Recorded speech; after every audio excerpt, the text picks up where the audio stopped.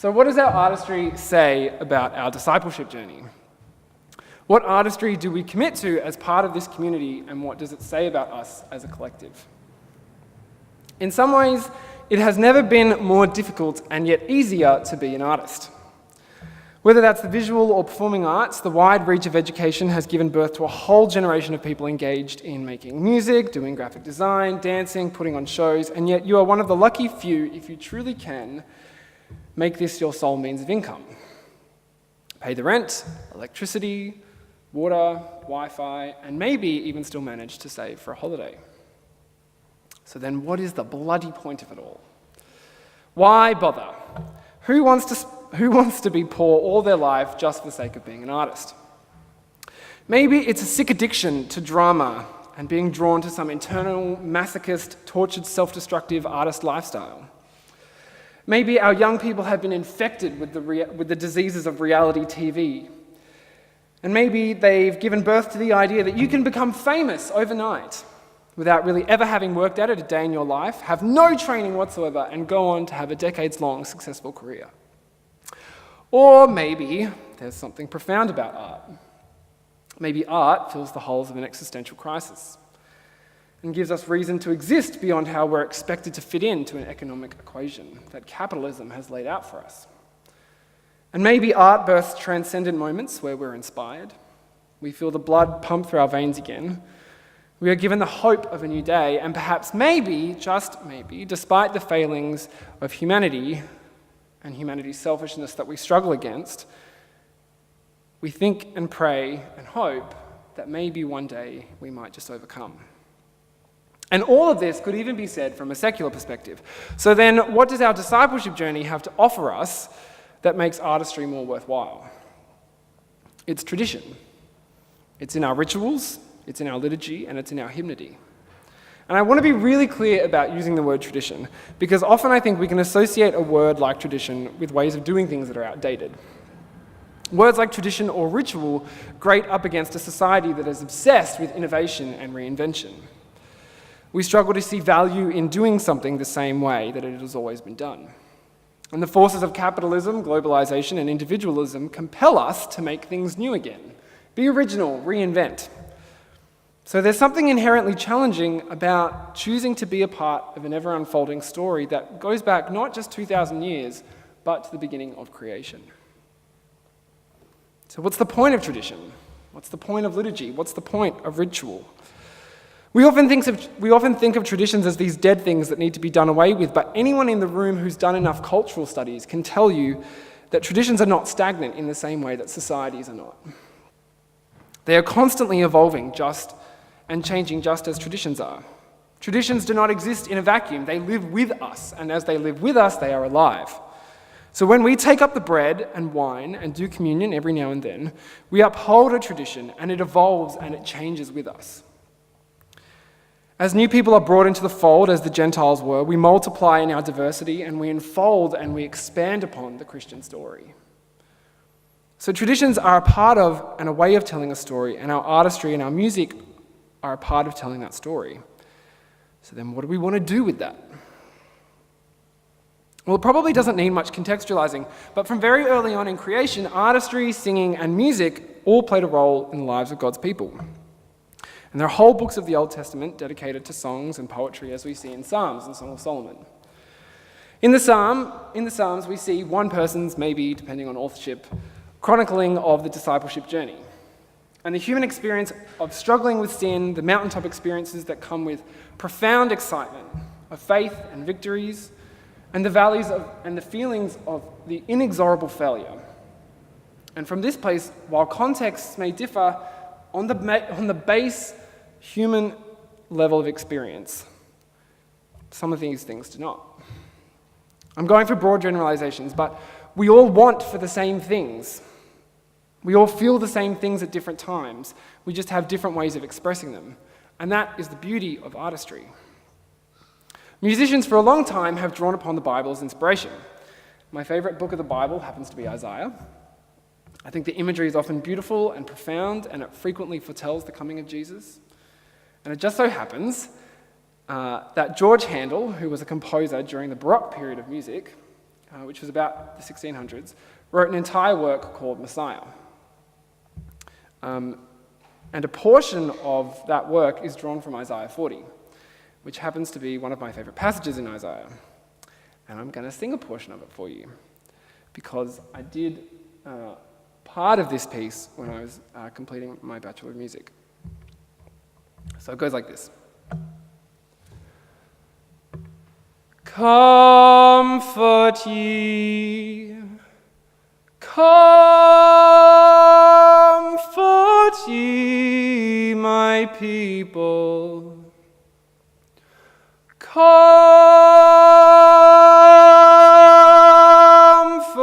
ye, comfort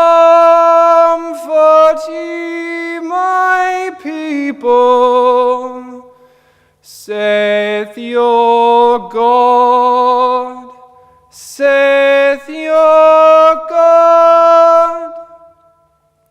Speak ye comfortably to Jerusalem. Speak ye comfortably to Jerusalem, and cry unto her that her warfare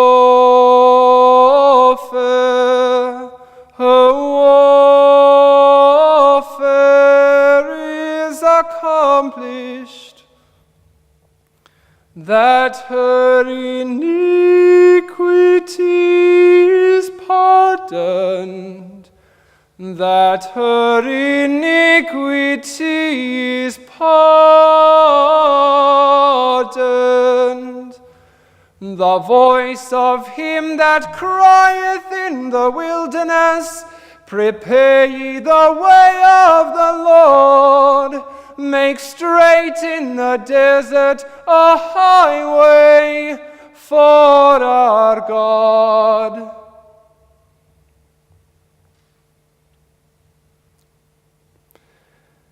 At different times, we can see ourselves reflected in the stories told by people. And we are moved by these moments that relate to our experience. Or as some draw a vivid picture of something tangible we relate to, draws something out of us.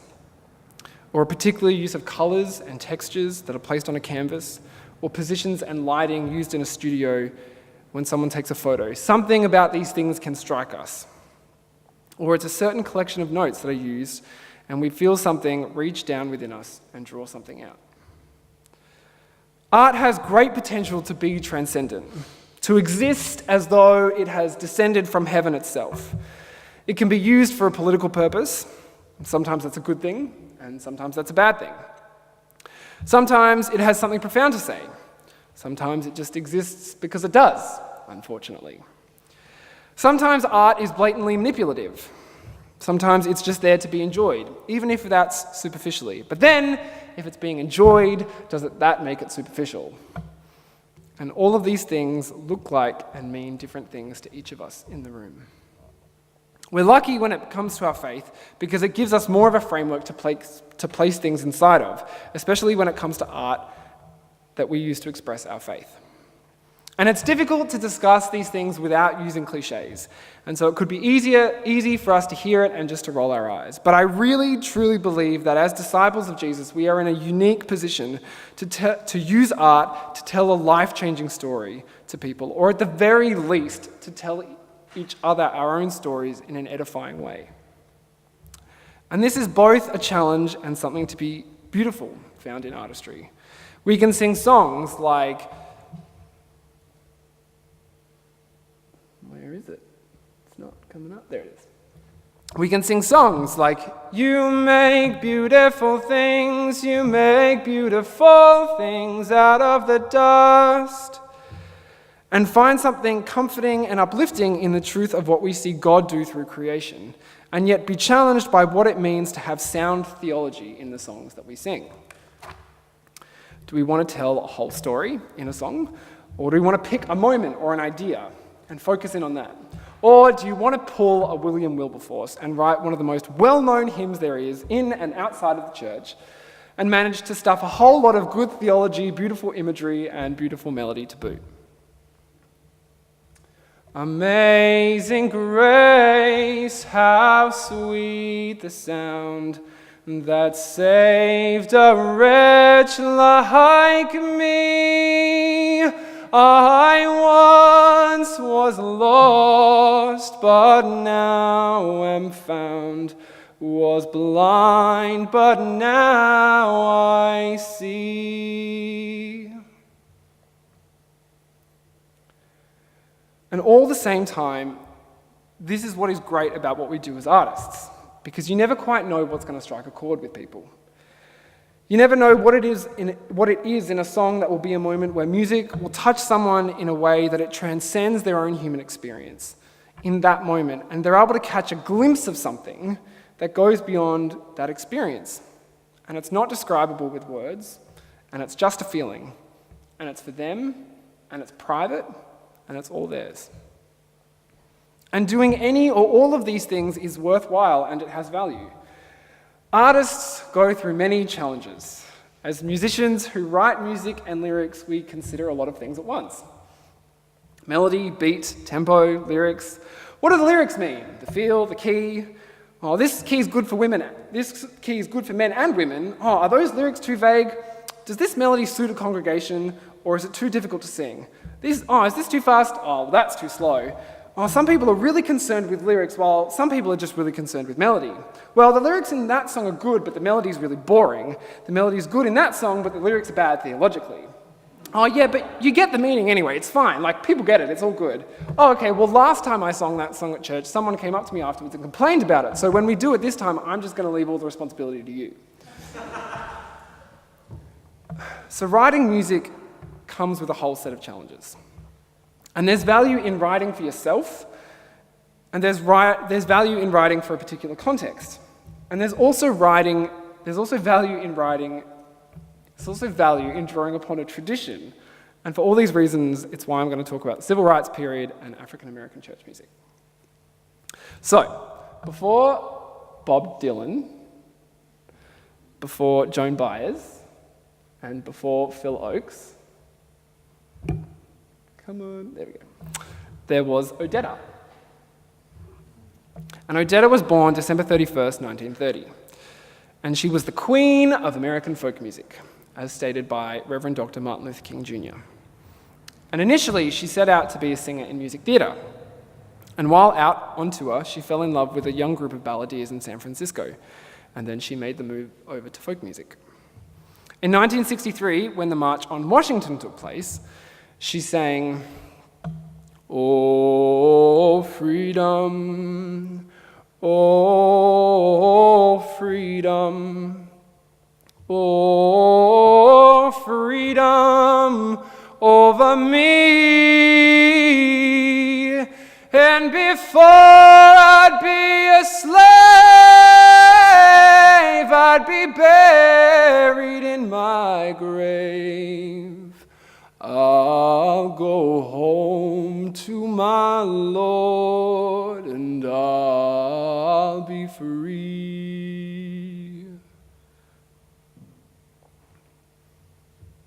Odetta herself has said that it was the songs created by African American men and women, workers on cotton picking farms, that taught her the history and the stories of her people. And from about the 1920s and through the Civil Rights period, folk music, jazz, and gospel all continued to evolve. Odetta became representative of the folk tradition, while others, like Ella Fitzgerald, became jazz incarnate, and Mahalia Jackson with gospel. And then you had Nina Simone, who just blurred all the freaking lines together. And I just want to digress for a second and state the obvious, that everyone that I have just mentioned was an African American woman. And look at what they have given us.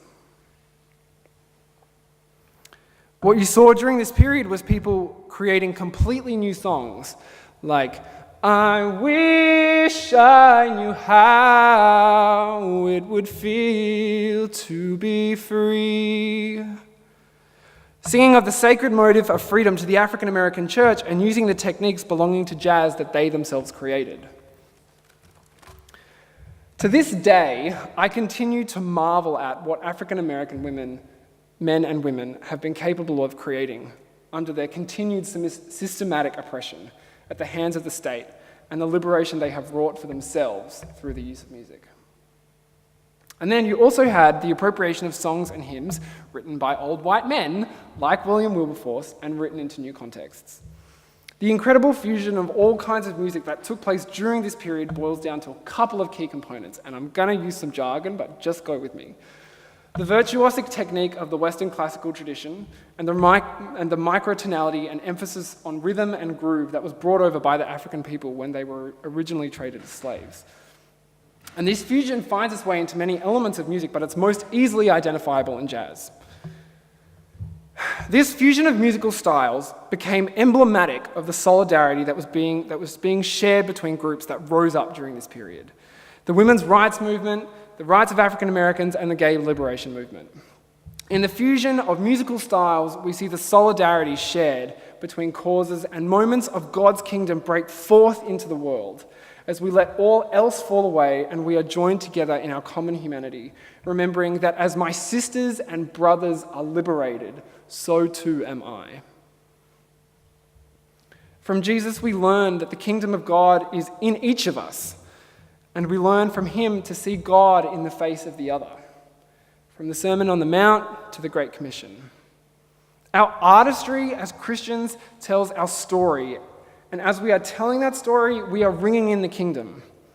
We are ringing in the kingdom with songs that defy the dominant cultural paradigms, that tell us who we should be, the roles we should play, that your identity is entirely made up in your job, that you are only good for how you contribute to the economy, that if you're unemployed and you're on the dole, then you're leeching off the work of others. We ring in a kingdom as a form of resistance.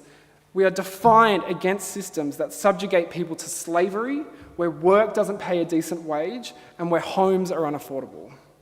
We ring in a kingdom with songs that empower people and tell the stories of those who have been marginalized. We hear the stories of the women around us, African American, Aboriginal, Asian, Lebanese, Iraqi, queer, trans, gay, lesbian, bisexual, people with disabilities. They take center stage under a spotlight for a moment, and they share their story, and we embrace the alternative that Jesus did.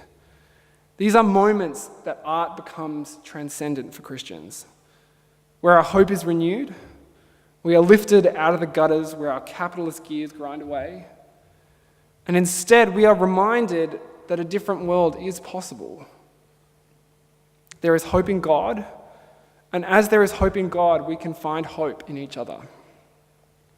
In these moments, the reality of Jesus' resurrection power is made real to us.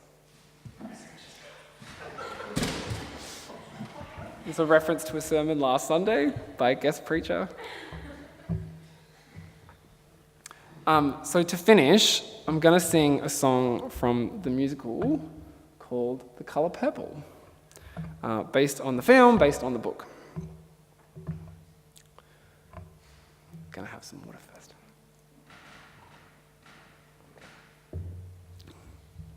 Okay, it goes like this.